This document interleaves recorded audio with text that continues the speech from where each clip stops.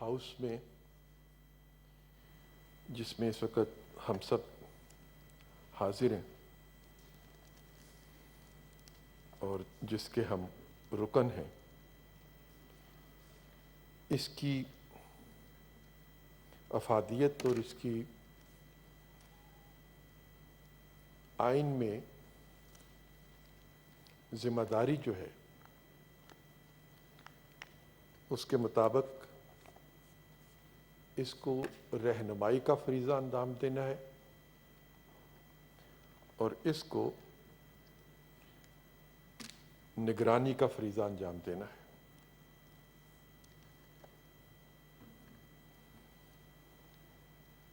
اس وقت سے زیادہ کون سا وقت ہوگا جب رہنمائی کی ضرورت تھی اور جب نگرانی کی ضرورت تھی؟ لیکن حقیقت یہی ہے کہ رہنمائی کے دنوں میں اس ہاؤس سے رہنمائی حاصل نہ کی گئی اور جن امور کی نگرانی کرنی چاہیے تھی ان کی نگرانی کرانے کا احتساب کا جو فرض عائد ہوتا تھا اس کا موقع بھی نہ دیا گیا۔ جہاں پہ لاک ڈاؤن کرنا تھا اس کو ہم نے ختم کر دیا اور پارلیمنٹ کو لاک ڈاؤن کا شکار بنا لیا۔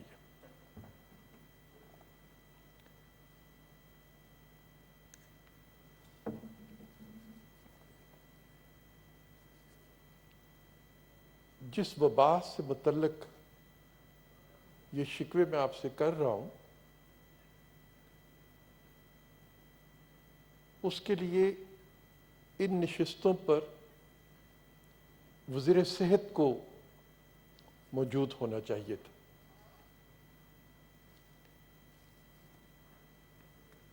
آج اگر پاکستان میں کوئی سوال پوچھنے کا مقابلہ منعقد کیا جائے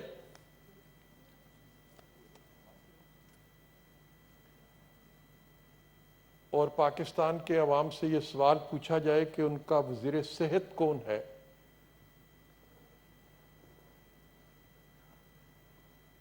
تو سب سے زیادہ منفی جواب آئیں گے کہ لوگوں کو اپنے وزیر صحت کا نام معلوم نہیں ہوگا۔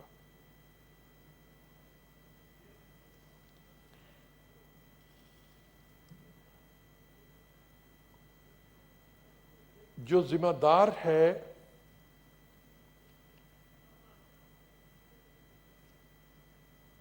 پاکستان بھر کے عوام کی صحت کا اور جس نے یہ ذمہ داری خود اپنے پاس رکھی ہے، اپنے آپ کو سونپی ہے، وہ اس ذمہ داری کو ادا کرنے کے لیے تیار نہیں ہے اور اسی لیے وہ آج ان نشستوں پہ نظر نہیں آتا، کیونکہ وہ جواب دہی کے امر سے گھبراتا ہے۔ وہ ان سوالوں کا جواب نہیں دے سکتا جس کی ذمہ داری اس نے خود اپنے آپ کو سونپی ہوئی ہے۔ تو جناب والا، ایک وبا جس کا پاکستان میں ہر پاکستانی شکار ہونے کے خوف میں مبتلا ہے،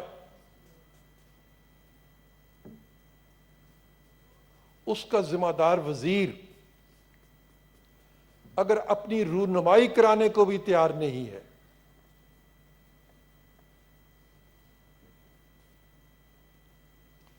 تو ہم سب اندازہ کر سکتے ہیں کہ ذمہ داری کو کس طرح سے نبھانے کی کوشش کی جا رہی ہے۔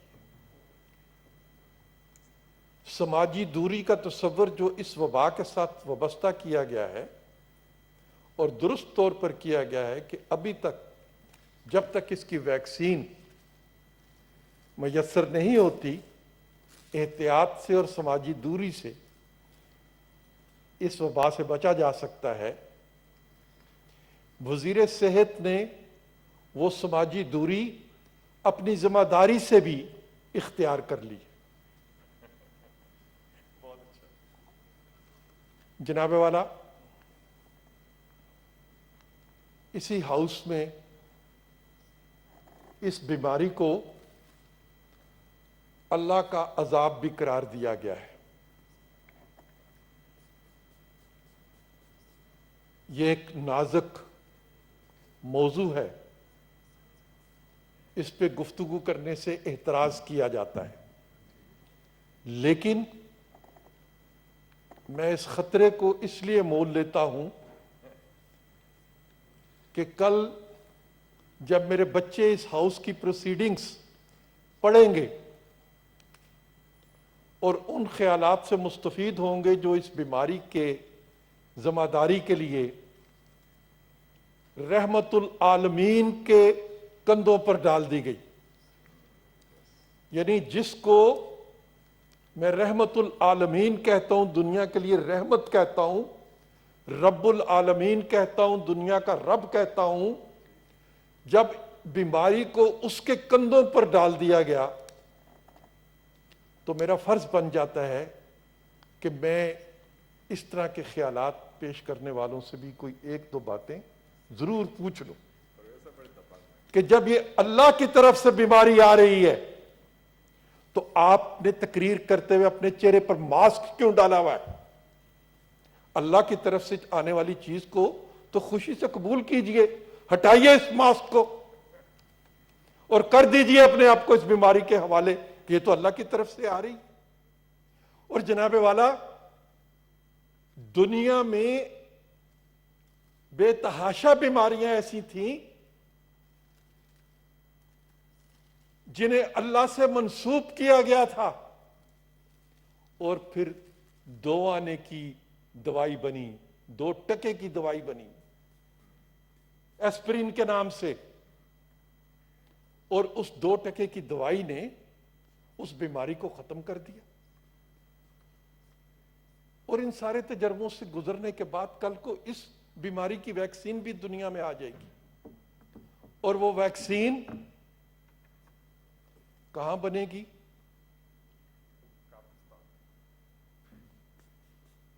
جن کو ہم بے حیائی کا اور فحاشی کا منبع سمجھتے ہیں، ان کی یونیورسٹیوں سے بن کے آئے گی وہ ویکسین، اور ہم یہ ماسک اتاریں گے، اس بیماری کے خوف سے نجات پا جائیں گے، اس ویکسین کو دوڑ دوڑ کے لائنوں میں لگ کے استعمال کریں گے،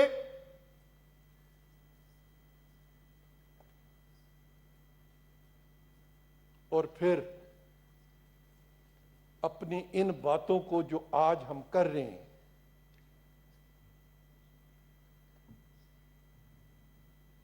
ان الفاظ کو واپس کیسے لیں گے؟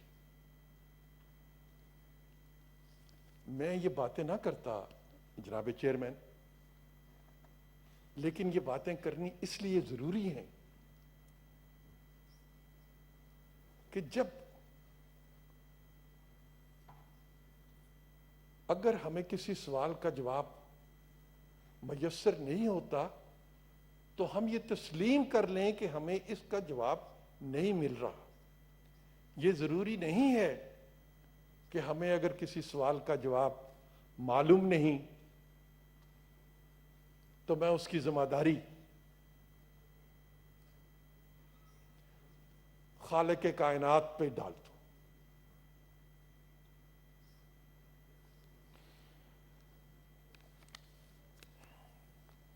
چونکہ بہت سی باتیں ایسی ہوئی ہیں جن سے میں اتفاق کرتا ہوں اور دہرانا نہیں چاہتا، تو میں ان باتوں کی طرف آپ کی توجہ دلانا چاہوں گا جو نہیں کی گئی۔ جی جناب چیئرمین، ہم سب اخبار میں پڑھتے ہیں، بہت دفعہ ایسی خبریں آپ کی نظر سے بھی گزری ہوں گی کہ مجرموں کے کچھ گروہ ایسے پکڑے جاتے ہیں جو معصوم بچوں کو اغوا کر کے کہیں سے لے آتے ہیں، پھر انہیں معذور کرتے ہیں اور پھر انہیں سڑکوں کے کنارے بٹھا کے ان سے بھیک منگوانے کا کام لیتے ہیں۔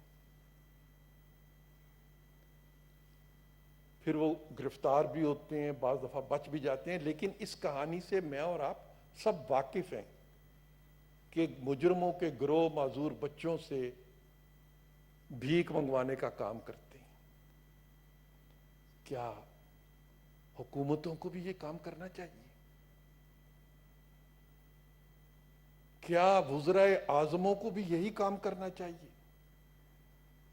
کہ ملک میں وبا آ جائے اور آپ اس بیماری کی آڑ میں دنیا بھر سے بھیک مانگنے کا کام شروع کر دیں؟ یا تو کسی دنیا کے ایک وزیر اعظم کا نام مجھے بتایا جائے جس نے کرونا کی وبا کے بعد بھیک مانگی ہو۔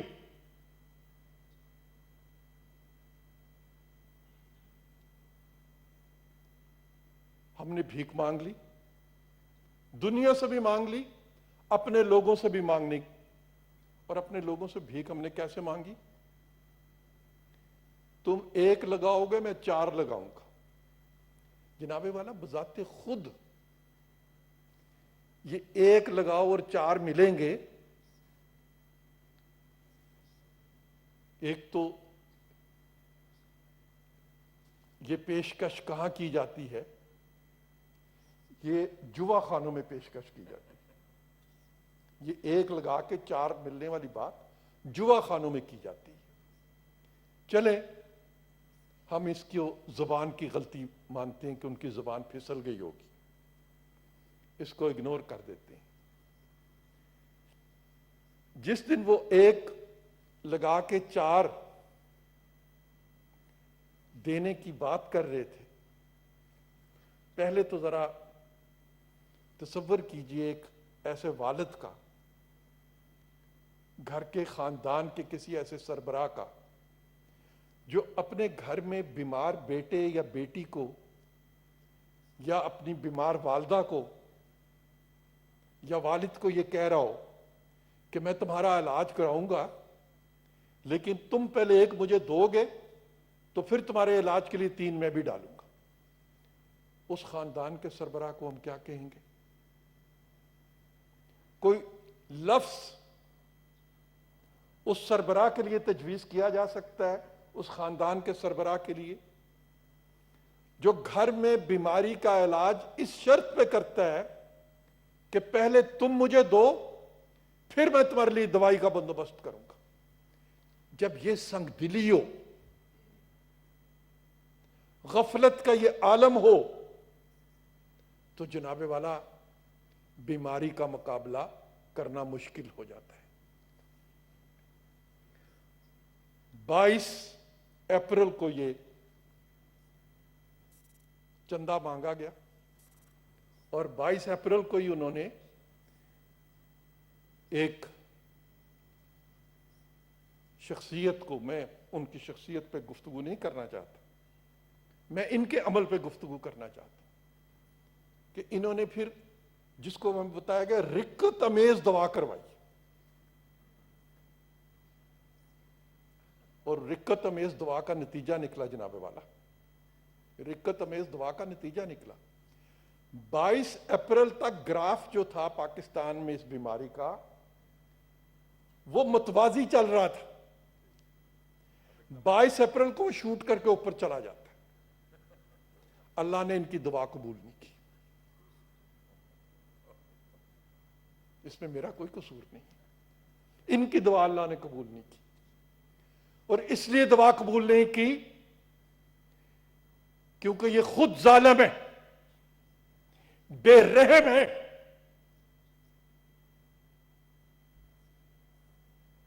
बीमारी को भी अपने सियासी मफाद में इस्तेमाल करते हैं।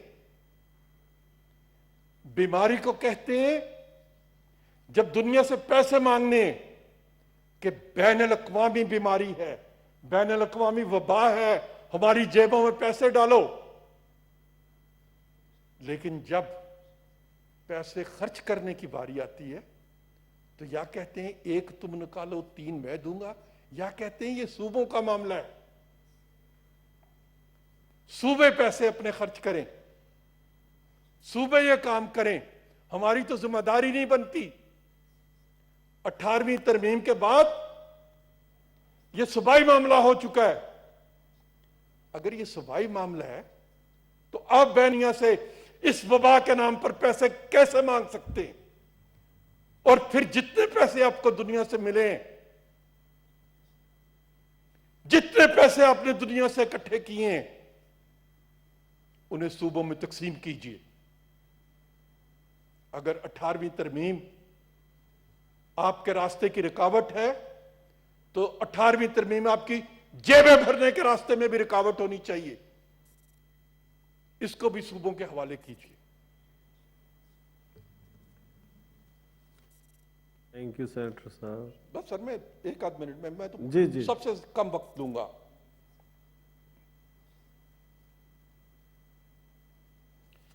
जनाब वाला, ये बिल्कुल मैं इसको आपके हुक्म के मुताबिक खत्म कर रहा हूं। 1-2 बातें सिर्फ मैं करूंगा। जो पैकेज इन्होंने, जिसका एहसान हम पर ये रोज सुना के हमें करते हैं, $1200 अरब का पैकेज, गंदम की खरीदारी के पैसे भी उस 1200 अरब में शामिल। गंदम हर साल हर हुकूमत खरीदती रही है, आप किसी पर एहसान नहीं कर रहे। एक्सपोर्ट रिफंड के पैसे भी उसमें शामिल है। वो पैसे आपने देने ही देने एक्सपोर्ट रिफंड के, आप कैसे उन पैसों को अपने पास रख सकते हैं?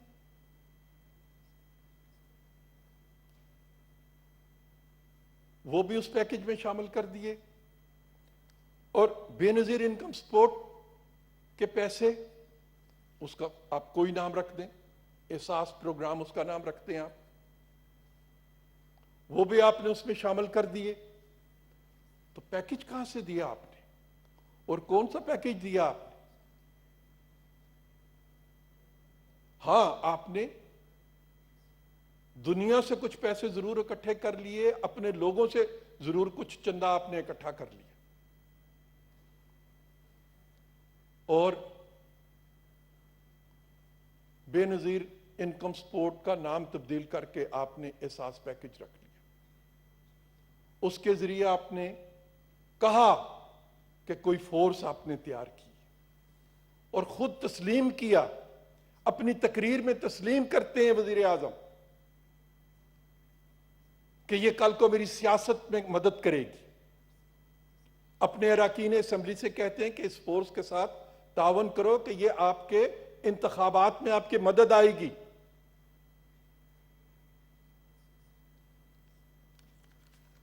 तो दूसरों के किए हुए अच्छे कामों पर तख्तियां लगाने का शौक 2 साल से आप पूरा कर रहे थे।